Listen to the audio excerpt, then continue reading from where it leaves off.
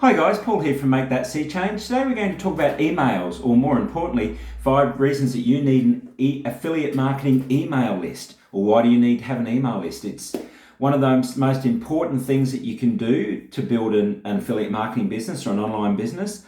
It outranks SEO, it outranks social media, it outranks advertising on any medium that you can think of, Facebook, Google, AdSense, anything like that. Building an email marketing list outranks all of those.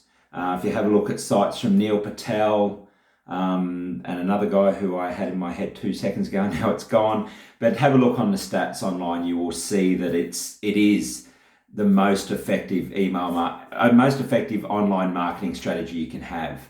Now I'm going to talk to you today about 5 reasons why that is and why you need one. We'll also have a look at some of the disadvantages and some of the things you need to be aware of while you're doing it. So what is an email marketing list? And it's interesting that it is so popular because, you open up your inbox and 9 times out of 10, the first 5 or 6 emails are spam, they're junk. Your junk folders are full of emails that are normally unsolicited. So we're trying to get around that, and that's what we'll talk about later on as well. But also, we do opt into a lot of emails. So again, our inboxes are quite full. For those of you who are familiar with my site, you will have seen that I've done quite a few reviews of some good software, some terrible software, some software in between. And while I'm researching all this, quite often I'll have a look at a piece of software to see if it's worth reviewing. There's a lot that I look at that's just so bad that it's not even worth my time writing it on a piece of paper because people will see it as soon as they open it. But what I do with there a lot is I enter my email address because you need to enter that to see the price. And all of a sudden, I just get email after email after email. I wish you could see one of my inboxes. I set up a little Gmail account that I put in because it's just a junk inbox that all the rubbish from that goes into. Having said that, I get a lot of stuff in there that allows me to review and find other software. But the point I'm making is that we get so much of it these days that it's actually quite interesting that it is still quite popular. And as I keep saying, one of the most effective. So why is it the most effective? The 5 things we're going to talk about today is personal connection, targeted connection and marketing, the fact you have control over it, you can generate interaction, and it's cheap. It really is cheap. So let's talk about the personal interaction or the personal connection first. The advantage that you have is that you have the opportunity to get people directly to them. You can target them, and this sort of is taking us into the targeted connection as well. But if I opt into a mailing list and then I'm getting emails that are assigned to me by name or assigned, and that's an interesting thing. I don't have name on my opt-ins because you tend to find people are more willing to give you an email address if they don't have to give their name. The thing for me makes it hard is I can't personalize my emails to, hey John, hey Mary, hey Bill. I just say, hey Sea Changers, which sort of is like walking to someone you've known for 20 years and we get in there going, hey you. But it's still, that's how I do mine. But you can personalize it based on people's names. You can personalize it based on their demographics if you're collecting that information, or you get to see that information based on their. This goes hand in hand with some of the analytics you do. So if you can see where most of your sales are coming from. So if most of your sales are coming from the US, you might set up some sort of targeting so you can find out who's from that country so that you can send all people in the US specific targeted emails. They're more likely to open if the emails are targeted to them. So you've got that personal connection. You can base it on their purchasing history. So you can see who's purchased from you, obviously, and you might, anything when it's purchased from you, you might go and put a tag in your autoresponder so you can send them separate emails. It's a really, really good way for personal connection, because if people are getting emails that are more personalized to them, it's going to stand out from the hundreds and hundreds of that they get that aren't. Then, as we said, you can set up your targeted connections in your marketing, so you can market to specific demographics. You can market to all the males, you can market to all the females, you can market to, say, people who live in certain areas, you can market to demographics. We own a couple of Pilates studios, and we actually market some of our workshops based on age. if we're doing a workshop on, if we did one for ladies the other day on osteoporosis, which is a big thing for women over 50, into their 60s. So we're not going to send that to the 25-year-olds that come in the studio because they're not interested. So it's a way that you can save money simply by not having to target people that aren't going to reach it. And that's one of the problems with social media is if you go and do a Facebook ad, and again, from experience, we do Facebook ads for our studios, which work very well for us. The trouble is you pay money and you drop your pin and get your regional area, you get your demographics, which is all great, but it's not as accurate as what you'd like. So we still get people coming through our funnels that live 150 kilometers away. So you're targeting the wrong people, and we're paying money to target the wrong people. So you do have that ability to do tighter controls, tighter personalization, and tighter targeting, which again, if emails are coming to people that make sense to them, that are relative to them, if they purchased, then you're in. You've got much better chance of sales. And I did write this in a post. A lot of people actually also say that because they have to opt in, and we'll talk about opting in again later on as well, but if they have to opt in, then they're interested. They've come to your site, they've gone to your social media, they've gone to wherever they found the opt-in. You've given them enough of a enticement, for want of a better term, to opt in. And that means that they're, in marketing terms, either a warm or a hot lead. So it gives you the opportunity to really get to them because they've opted in straight away. Well, striking while the iron's hot, so to speak. So, you're getting to them based on the fact that they're a warm lead. And if they have purchased from you, then you can provide them with upsells and cross-sells that they don't have to go searching for. This is very good in the hobby industry. So if I'm a fisherman, for example, and I've gone onto your site and bought a fishing rod, then you start sending me emails with tackle that relates to my rod. I'm going to open that because I need tackle, and I don't have to sit and go through my search engine to find it. So it's got to work better for you by doing that sort of thing. So as I say, targeted personal connections is one of the main, or almost the advantage of email marketing, and that's what sets it apart from social media and the like. Number 3, you have control. And we all know about Facebook, we all know about Instagram, we all know about those other platforms, which, don't get me wrong, social media is an absolute must as well. But the difference with email marketing to social media is if I put something up on social media and my target audience isn't on social media at that point, they don't see it. And again, if I go back to the social media marketing we do in our studios, because of who our target market is, we do our Facebook ads in school holiday time because the mums are more likely to be at home, more likely to be on holidays, flicking through their social media, as opposed to when the kids are at school and they're at work. So with email marketing, we don't have to worry about that. We can target these people at any time. If they put in a work email address, which a lot of people do, opens up problems with getting through server firewalls and the like. However, they're seeing their emails all the time. So you have control over what you send, you have control over when you send it, you have control over who you send it to, you have control over who sees it. Whether they open it or not, then because you've got that control, if you're sending emails out to 100 people and they're not opening it, you know that you need to tweak your own content. So you might need to tweak your headers, you might need to tweak the call to action that's within it to make people open and make people click. But at least you know that you're not wasting your time fixing that because of all the other algorithms and the like that the search engines and social media have to determine who gets that top spot in the feed. I mean, you're not fighting with people who are paying millions of dollars to advertise. I saw something the other day that the Trump campaign in the US in the last election spent $1 million a day on Facebook advertising. So you can imagine if you're in the US and you're on, because I didn't see it here because we're obviously not a target, but if you're in the US and you're on Facebook and someone's spending $1 million a day on Facebook, how are you going to beat that? How are you going to get that unless you spend $2 million a day? So, and if you're earning $2 million a day, you're probably not watching this video, but that's what I'm talking about. So with the email, you have control over that. You control who gets it. You know they're going to get it. You can work through your tweaking. So you have control. Number 4, and this is a very big one for other advantages as well, and we talked about social media and search engines, is you can generate interaction. So you can ask people to respond to your emails, you can ask people for comments, you can ask for feedback, all that information that people are getting because the email is in front of them, and they'll reply and give you that information. And it helps with sale. It helps with a couple of ways. If you're in interaction, you're asking people to click onto your website, they click on it, brings more traffic to your website.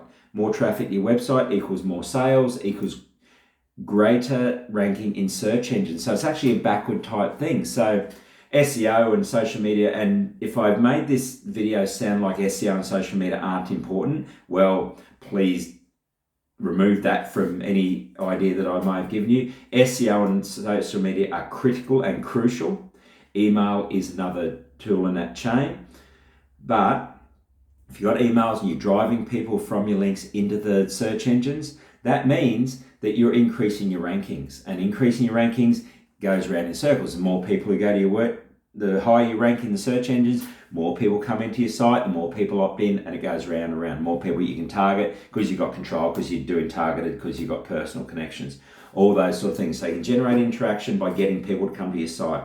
You can generate interaction by, as I said before, feedback, comments. They can ask questions. If you've sent someone a link to a high ticket item, again, use the fishing analogy. If I'm selling fishing rods to people, I'm going to send them an email to $1,000 a week, $1,000 a night fishing charter. Who knows? I might snag one. $200 commission for sending an email that cost me nothing. So if I send that to somebody and they've got questions about it, they can respond. Whereas if I just have it on Facebook or whatever and they can't ask questions, they go, oh, well, I don't know about that. So they'll just keep flicking. So you can generate interaction. Priceless tool for increasing your affiliate sales. And number 5 is it's cheap. It's cheap. Facebook ads. I just said Trump spent $1 million a day on Facebook ads. We spend about $2,000 a month on Facebook ads in the studios. You're not spending that money on autoresponders. I have an email chain. If you haven't clicked on it, click on below and you can see me build a website in 7 days, and then you come into my email list. My autoresponder, which I use Aweber. I use Aweber because it allows affiliate marketing. Some of them don't. I think it was Constant Contact. Yes, it was Constant Contact. Actually closed my account because they looked at my site, saw it was affiliate marketing and went, no thanks. MailChimp will allow you to do it, but you must put links to your website, not to the affiliate links directly. So if you want someone to purchase something from Amazon, click on my site to see this product. They go to your site and then it takes them off to Amazon from your site. So you need to be aware of that. But my autoresponder, I think, costs me $18 a month, and that's it. Obviously, I've got website hosting and all that sort of stuff, but my autoresponder is $18 a month. That, I think, gets me up to 500 subscribers, and then it goes up to, I think, $25 a month for 500 to 1,000 or something like that. So it's cheap. And MailChimp is free to start with, up to 500 I've lost the word. Subscribers, up to 500 subscribers. MailChimp is free. So you can set up an email autoresponder for free. If you've got Facebook and you've got an autoresponder, technically you can set it all up. You need followers coming to Facebook, you need to get them to click into your autoresponders, and you're off and running. I mean, you don't even need internet if you go to McDonald's or somewhere with free hi-fi. Obviously, we're not going to do that. Obviously, we've got websites and all that sort of stuff, but it's a lot cheaper than ads, Facebook ads, Google ads, AdSense, the whole lot. It is so much cheaper than all that. And you've got all your targeting and stuff like that. Things to be aware of. There's some disadvantages that you probably have to think about, or just be aware of so you know how to get around them. Autoresponders put code in their emails by law that outlines that it's an auto-generated email. A lot of business servers, a lot of companies block those. So you actually need to, if it's somebody that you really want to have your emails, you'll need to put a line in the bottom of the email asking them to get their server managers to whitelist you, meaning that they'll let you through. And sometimes, I know with Gmail, when people first opt into mine, it sometimes goes into the promotions tab, which if people aren't used to that, they may not see it. So you need to be aware that that sometimes happens. People get overloaded with emails. And what happens if people get overloaded with emails? They'll cull anything to do with auto emails. Whether they love your site or not, if they've got 20 emails, 5 of them are work related and 15 of them just stuff that they've just got to get out of their inbox, boop, boop, boop, delete, delete, delete. So you can control who gets it, you can't control they read it. So again, you've got to go back and look at your headers. So if they're looking through for everything to cull, you might want to make your heading that so they look at that and go, well, I better save that to later. And obviously spammers use emails, so if you get tarred with that brush, well then you're going to get blocked as well. Avoid purchasing email lists. Do not purchase email lists. There's lots of, if you go purchase email lists on Google, you find page after page after page of people who purchase an email list and get all, send all your traffic to them. They're great lists. They're not great lists. They're just a list of email addresses that someone's stole, built themselves, and then decide they want to sell it. But these people aren't good leads because they have no personal connection to you. They haven't opted in. They have no idea who you are. So delete, delete, delete, delete, delete. Obviously, you're almost always paying for nothing. So avoid that if you can. And autoresponders, if they identify that you've bought a list and import it directly into your account, they'll close your account because they're all very strong in making sure that you're getting permissible lists in your system. Don't send attachments. Again, a lot of servers will block emails with large attachments and it's small in size. I was trying to send an email to a friend of mine the other day with a flight itinerary on it. Kept blocking because the PDF where the itinerary is too big, and it was only a couple of, about 100 kilobytes. So be aware of that a lot of them block attachments. And do not send unsolicited emails. Do not just go in and find email addresses online or something like that, build a list and start sending. That is spam. That will get you a bad name. That will get you blocked on most servers. That will get you canned from your autoresponder, and people won't buy from you. So do not send unsolicited email. Okay? So what do you need? Very quickly, obviously we mentioned it before, you need an autoresponder. An autoresponder is a piece of software, an online piece of software which allows you to build your list, allows you to build what's called a campaign. A campaign is a series of emails that you're sending, or it allows you to send one-off emails. So if there's Black Friday sales or Boxing Day sales, depends what country you live in, you can send out specific specials, and the financial year sales that we have here. In our financial year here finishes on June 30. The last week in June, there's sales everywhere because everyone has their own financial year sales. So you can send specified or specific targeted emails around those times. And then you can set up your auto list that just sends an email once every 2 days, every 3 days, just to keep it churning over. I think I'm about 15 emails ahead in mine. So as people start to keep going through, I need to add more. So there's always emails to send them, but that's what autoresponders do. A couple of the good ones, as I say, there's quite a few out there. MailChimp, Aweber. I use Aweber. There's a link to it an affiliate link to it in the post. GetResponse, iContact, Constant Contact. Constant Contact, as I said, will block you if they think you're an affiliate marketer. So GetResponse and iContact have free trials. MailChimp is free till you meet a number of subscriptions. Aweber is, I think, free trial for the first 30 days.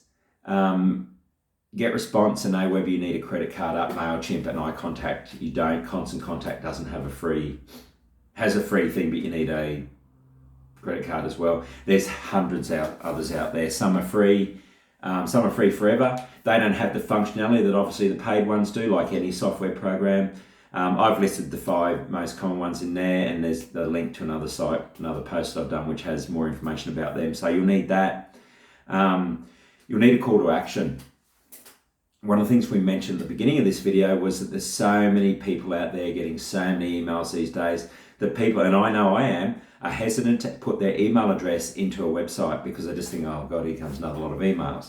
So you need to entice them. A newsletter used to be the way to go. It's not as popular these days. People think, well, I'll get 100 newsletters and I don't read them anyway. So newsletters, something free, an ebook, a book, a trinket, some merchandise. I was doing some research the other day and playing around on a gaming site, and if I put my email address in that gaming site, I got a free Fortnite t-shirt. I don't play Fortnite, but neither does my son, but he loves it. So I enter my email address and I get a free Fortnite t-shirt. I may unsubscribe in a couple of days, but we won't talk about that, and that's what people will do as well. So you need to be aware that if you're giving good free stuff away, people will opt in to get it and then unsubscribe later on. So it's a price you pay, I guess. Having something helpful in a how-to guide or a checklist. So, click on here to see how to write a blog post. So anything, an ebook or anything like that, or personal assistance. Click here, and I will personally, for a free phone call, so I can talk you through affiliate marketing for half an hour. Anything like that, personal coaching, anything like that. It's how webinars work as well. They, click here to get an educational webinar is another way that you get people to opt in. And then once they're opted in, obviously you've got all the other advantages you have. What opting in is, and I've mentioned this a few times, is obviously you need to go in and you need to put your email address and sometimes your name, sometimes more information, sometimes less, sometimes your location, and then you click enter. That's called single opt-in. And that's what the sites I was talking about before when I wanted to see a price, they run single opt-in. So the minute they get my email address, I'm getting emails. What I use and what I recommend to use is what's called double opt-in, which means you opt in on the site, you'll get a message saying that go and check your emails. You go to emails and you have to confirm your opt-in on the emails. What that does is it gives you more credibility, because people know that you're not just some sham because you're asking them to double opt in. It gets you a quality list, because it's not just people go, oh yeah, whatever.